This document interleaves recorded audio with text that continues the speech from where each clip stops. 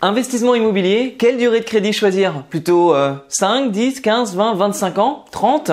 Eh bien écoute, je vais te parler un peu de ce sujet-là dans cette vidéo.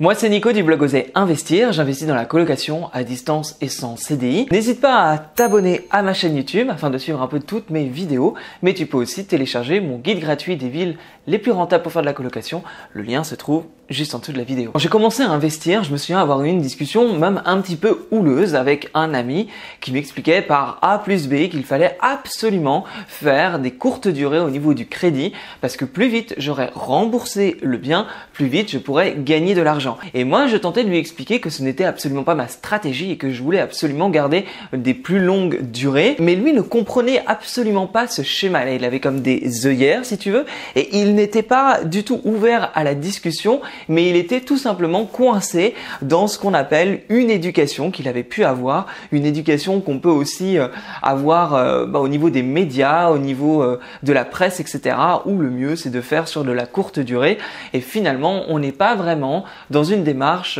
d'investisseur immobilier ou d'entrepreneur où le but c'est de faire de l'argent et de faire marcher ses projets. Alors c'est vrai qu'avec cet ami, même si on n'était pas d'accord sur la façon de voir les choses, il avait raison sur une chose quand il me disait oui mais sur une courte durée, 5, 10 ans, 15 ans, la banque sera moins frileuse pour te prêter de l'argent pour ton bien locatif. Là-dessus, il a raison. C'est vrai que je lui ai dit que j'étais d'accord avec lui sur ce point-là parce que les banques sont moins frileuses sur des courtes durées quand il s'agit de locatif. Mais parce qu'il y a un mais, c'est tout à fait possible d'avoir un prêt immobilier locatif sur du 20-25 ans. Les banques peuvent le faire. Il faut juste trouver le bon interlocuteur, il faut trouver la bonne personne avec qui tu pourras aller plus loin dans tes investissements. Et d'ailleurs, j'ai même une technique pour avoir son prêt sur 25 ans pour du locatif, mais ça, je t'en parle à la fin de la vidéo. Pour moi, les durées courtes ne sont pas optimales pour se construire un patrimoine immobilier.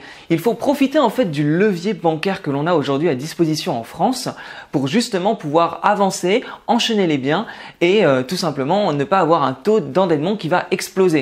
Parce que justement, je t'explique ça en 3 points. Emprunter sur 20-25 ans, c'est quoi? Et bien déjà, en premier, tu auras un taux d'endettement plus faible. Et bien évidemment, parce que si tu du coup cumules sur 20-25 ans, ton crédit sera plus petit et effectivement, donc forcément ton taux d'endettement va grandir beaucoup moins vite que si tu prends sur du 10 ans où là forcément tu vas exploser ton crédit et là tu vas vite te retrouver coincé à cause de ton taux d'endettement. Deuxième point, c'est tout simplement justement le résultat du premier point. Si tu as une mensualité plus basse et justement que tu as bien fait tes calculs et que ton loyer, le loyer que tu vas recevoir est plus élevé, ça va te créer un excédent de trésorerie. Et c'est grâce à cet excédent, qu'on appelle aussi le cash flow, que tu vas pouvoir te faire de l'argent. Donc forcément, tu as un crédit de 400 € et tu touches 1000 € de loyer, par exemple avec la stratégie de la colocation, la stratégie que j'ai personnellement choisie. Pour l'un de mes apparts, j'ai 530 € de crédit.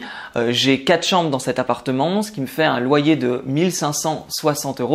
Et là forcément c'est très avantageux parce que justement j'ai une mensualité sur 25 ans, ce qui m'a fait une mensualité très basse, mais à côté de ça j'ai un loyer qui est élevé. Le troisième point est un point un petit peu plus technique, mais parce que en fait si tu veux, selon le régime fiscal que tu vas choisir, alors par exemple moi j'utilise le régime LMNP, location meublée non professionnelle, étant donné que je loue en meublé, en fait j'ai un système fiscal où les intérêts d'emprunt peuvent être utilisés pour défiscaliser.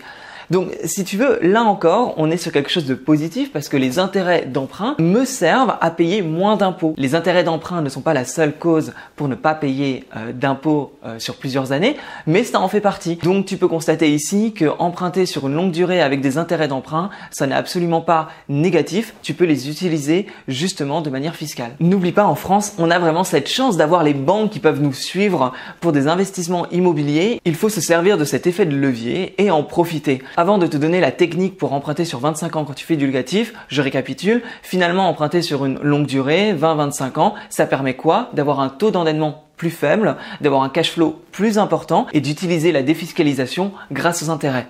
Attention, je mets toujours un petit astérix ici. Ça dépend de ton régime fiscal bien évidemment. Mais en tout cas, pour le régime du meublé, c'est possible. Et donc pour finir finalement, comment j'arrive aussi à financer des biens sur 25 ans sans me prendre la tête avec le banquier? C'est tout simplement en faisant passer certains de mes appartements en résidence principale. En les faisant passer en résidence principale, le banquier est beaucoup plus ouvert à faire du 25 ans et pourtant, il ne va absolument pas m'en vouloir si je change d'avis le jour de la signature et que je dis bon bah finalement non, ce sera pas ma RP, mais ce sera plutôt un bien locatif. Alors ça, tu peux le faire en faisant peut-être un tout petit mensonge finalement, en expliquant au banquier que tu veux faire financer ta résidence principale. Mais je t'assure que tu as aussi des banques, et ça m'est arrivé, qui, elles, m'ont conseillé de le faire financer en résidence principale. C'est-à-dire que mon dossier tout prêt en locatif, elles n'en voulaient pas. Elles m'ont dit, on va plutôt faire passer votre bien en résidence principale. Comme ça, ce sera plus simple d'avoir un crédit sur 25 ans. Comme quoi, on peut vraiment être très étonné selon les interlocuteurs que l'on a en face. Bref, voilà, j'espère que cette vidéo t'a apporté des choses. N'oublie pas, tu peux toujours t'abonner à ma chaîne YouTube, mais aussi télécharger mon guide gratuit des villes les plus rentables en France pour faire de la colocation. Le lien se trouve juste en dessous de la vidéo. Allez, je te dis à bientôt. Salut!